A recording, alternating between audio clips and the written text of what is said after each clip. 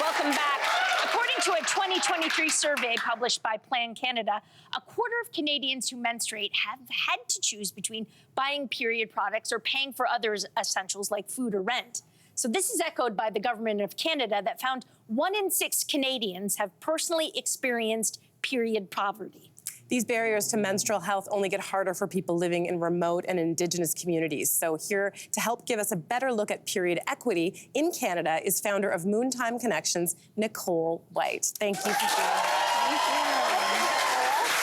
Wow. We're very excited to be chatting with you today. Can you start off by telling us how Moontime Connections started? Yeah, it started from a news story. I heard that young people were missing school because they didn't have access to menstrual products in my province of Saskatchewan. So I reached out to the people who were mentioned in the article and said, how can I help? And then I reached out to my own community and we hosted our first collection drive. And since we started, we've since become a national organization. Wow. And we've sent 4 million products to all 3 territories and 7 provinces. That was all because of you. For those who get their period, what does menstrual equity look like today, and how does it differ for Indigenous peoples in remote and northern communities? So menstrual equity is an issue that is very expansive, that impacts millions of Canadians every single day. And when we think of northern Indigenous folks, there are major issues around access and affordability. So, you know, if I get my period, I take my $5 and I go to the corner store and I get my products. But if I live in a fly-in community, maybe there's no store. Yeah. Maybe if I drive the 3 hours to a store, maybe it's not in stock. And is it affordable? So these products are 3 to 4 times what I would pay in my community. So there are huge issues around affordability, and it's considered a luxury product for a lot of families. So if I have to choose between food and period products, I'm going to buy food. Yeah. Well, Moontime Connections conducted a study, and it found that 74% of Indigenous respondents in remote communities often have issues accessing menstrual products. So that's a huge number. What type of impact is this having on women and girls, this inequity? Absolutely. We were really shocked by that number when we first heard it, and it was the first time that that research has ever been done. And when we look at those numbers, 50% of folks are missing school, they're missing work, they're missing leisure, they're missing their doctor's appointments, and it really impacts someone's mental health when you can't manage your period. Yeah.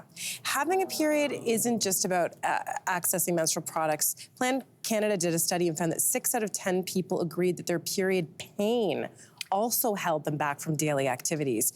A lot of people there's not enough talk about this, but can you talk about the reality of accessing medication while also living in remote communities?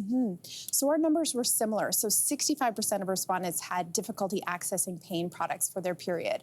And when we think about it, we also connected with Happy Pelvis and Endometriosis Network of Canada to sort of provide those resources and support so people can identify when their period pain is irregular and when they should be talking to their physician. Now, when it comes to period products that are being requested at Moontime Connections, do you see any trends in what people are sort of gravitating towards? And what can this show us about menstrual health? Yeah, so Moontime Connections is unique. We actually provide the full spectrum of options. So that includes single-use tampons, pads, cloth pads, menstrual cups, and period underwear. And the most requested items is single-use pads, but because of amazing donors, we've been able to start talking about period underwear, and there has been a huge response from communities. And I love that because that's something you can throw in your washing machine and throw and wash with your laundry and just have it there when you need it. I love that. That's great. So it's just the first step being exposure, finding out that they exist. So while providing products to communities that are facing barriers to accessibility, how does water and sustainability factor into this? You were just even talking about period underwear. Let's talk about that connection. For sure. You know, a frequently asked question is, why don't we just send up reusable product? And menstruation is a deeply personal issue. So what period product might work for me might not work for you. So we really want to honor that body autonomy. And the other piece to remember is around water quality. There's 18 First Nations communities in Ontario today that have boil water advisories. So if you don't have access to clean drinking water, you don't want to use that little bit of water you have to sterilize a menstrual cup. Of course, of course. How vital of a role does education play in period equity? it's absolutely the most important part. I want everyone to be talking about this issue. You know, yeah, so we've got our Moontime Facilitator training that empowers folks to be able to talk about menstruation and moontime in their own community, but I also want to talk about it with men and boys. Yeah. You know, everyone should be discussing this. And we also want to remember it's not just women and girls who are impacted. We want to make sure we're remembering our two-spirit trans and non-binary menstruators as well. Yeah. So glad you're talking about this. Because I think it still is a topic that fills a lot of people with a lot of shame, and I think that the more you have those open conversations, that shame starts to diminish a little bit.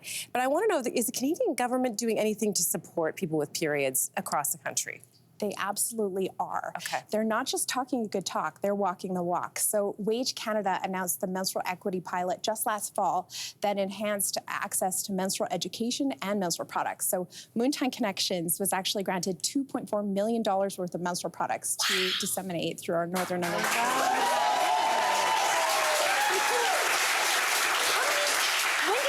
When did you found Moontime Connections? 2017. 2017. I'm doing some quick math. 7 years. That's 7 years. Look at where you are and look at what you've done. That is extraordinary. 7 years.